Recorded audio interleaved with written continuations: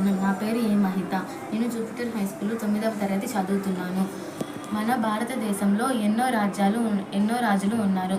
కానీ మరాఠీ సామ్రాజ్యపు రాజు ఛత్రపతి శివాజీ అనే పేరు మాత్రం చరిత్రలో సువర్ణాక్షరాలతో లిఖించబడింది. ఆయన 1627 ఫిబ్రవరి 19వ తేదీ మహారాష్ట్ర, పంజాబ్లోని జున్నార్ పట్టణం శివనేరి కోటలో జన్మించాడు. ఆయన చిన్నప్పటి నుంచి తన తల్లి దగ్గరే పెరిగాడు. ఆయనకు 15 ఏళ్ల వయసు ఉన్నప్పుడు బీజాపూర్ సామ్రాజ్యంపై యుద్ధాన్ని ప్రకటించి వారిని ఓడిస్తాడు. 3 ఏళ్ల తరువాత కొండన, రాజ్గఢ్ అనే కోటలను సంపాదిస్తాడు. ఆయన ఆజ్కల్ అనే రాజు శివాజీపై యుద్ధాన్ని ప్రకటించాడు.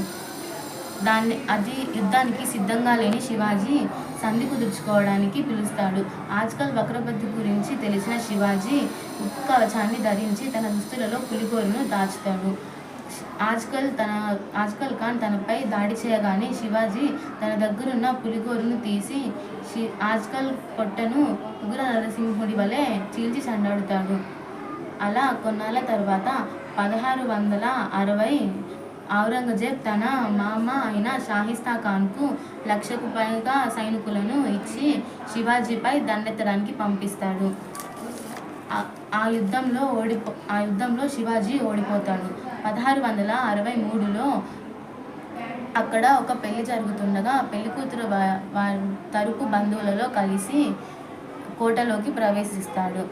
కోటలోకి ప్రవేశించిన శివాజీని గ్రహించిన షాయిస్తా ఖాన్ తనపై దాడి చేయడానికి చూడగా శివాజీ తన కత్తితో షాయిస్తా ఖాన్ వేళ్లను నరికేస్తాడు. అలా మళ్ళీ శివాజీ తన రాజ్యాన్ని దక్కించుకుంటాడు.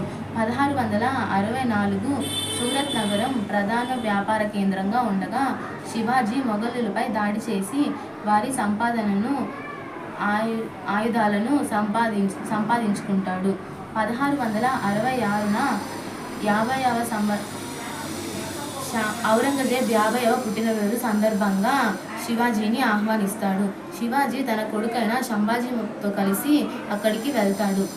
ఇప్పుడు శివాజీని చంపితే మరాఠీ సామ్రాజ్యపు ప్రజలంతా దండెత్తుతారని తెలిసి ఆయనను బంధిస్తారు. కొన్నాళ్ళకి శివాజీ వ్యాపారుడిగా వేషం వేసుకొని తన కొడుకుని పూలబుట్టలో దాచిపెట్టుకొని బయటికి తీసుకొస్తాడు. అలా శివాజీ 1670లో 10 లక్షలకు పైగా మొఘల సైన్యాన్ని ఎదిరించి ధైర్యంగా పోరాడతాడు. 1667 జూన్ 6న వేద పట్టణాల మధ్య రాజులకు అధిపతిగా కీర్తిస్తూ శివాజీకి ఛత్రపతి అనే బిరుదును అందిస్తారు. 27 ఏళ్ల పాటు యుద్ధాలు చేసి యుద్ధాలలో